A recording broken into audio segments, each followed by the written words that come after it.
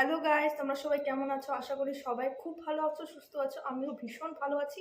চলে এসেছি আমার নতুন একটা ব্লগ নিয়ে। আশা করি তোমাদের সবার খুব ভালো লাগবে। তো শুরু করা যাক। আজকের ভিডিওটা শুরু হচ্ছে দুপুর থেকে। যেহেতু আমি আজ সকালে কিছু খাইনি, তো যার জন্য রুটি একটা ছিল, সকালে মা বানিয়েছিল, তো সেটাই দুপুরবেলা খেয়ে নিয়েছিলাম। তো আজকে ছিল রুটি, ভাত আর আলু ভাজা। আর দেখতেই পাচ্ছ বাটা মাছের ঝোল হয়েছিল।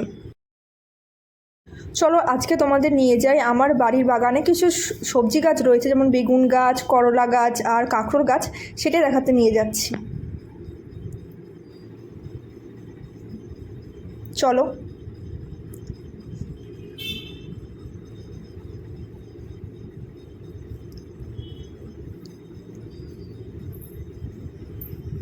এই যে এটা হচ্ছে গিয়ে বেগুন গাছ। এখানে ছোট ছোট বেগুন হয়েছে, দুটো কি তিনটে। তো চলো তোমাদের সেটাই দেখাই।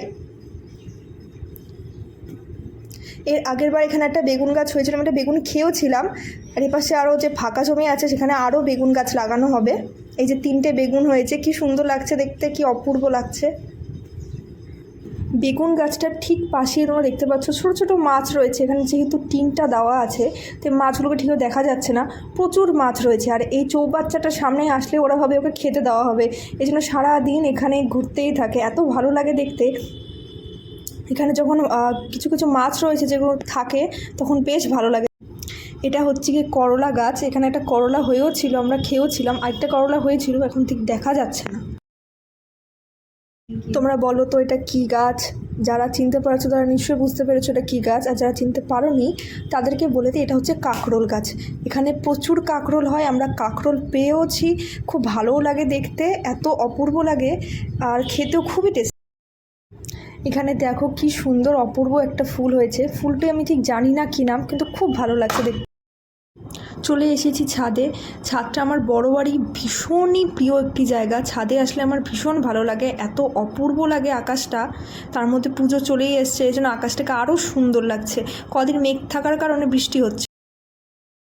তোমরা দেখো এই পাশের আকাশটাকে কি সুন্দর লাগছে। যেহেতু আমি বিকেলবেলা ছাদে এসেছিলাম, সূর্যটা প্রায় ডুবে যাচ্ছে, ভীষণ সুন্দর লাগছে। ওই যে দেখতে পাচ্ছ দূরে, হয়তো সেভাবে বোঝা যাচ্ছে না, কিন্তু ওখান থেকে পাহাড় দেখা যায়। আজকেও দেখা যাচ্ছিল হালকা হালকা, ক্যামেরায় হয়তো ধরা পড়ছে না, আমি জুম করলাম, কিন্তু তাও দেখছি আসছে না। কিন্তু ওখান থেকে খুব সুন্দরভাবে পাহাড় দেখা যায়, এত ভালো লাগে দেখতে। এই পাশ দিয়েও পাহাড় দেখা যাচ্ছিল, ক্যামেরায় ধরা পড়ছে না। আমি এই পাশে ঘোরালাম ক্যামেরাটা, কিন্তু এখান দিয়েও দেখা যাচ্ছে না। খুব সুন্দর লাগছিল আকাশটা।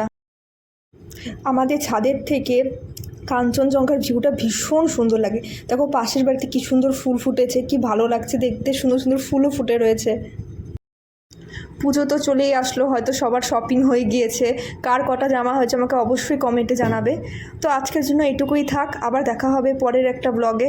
আশা করি সবাই খুব ভালো থাকবে, আমিও খুব ভালো থাকবো। তো দেখা হচ্ছে পরে একটা ব্লগে। Bye bye, take care.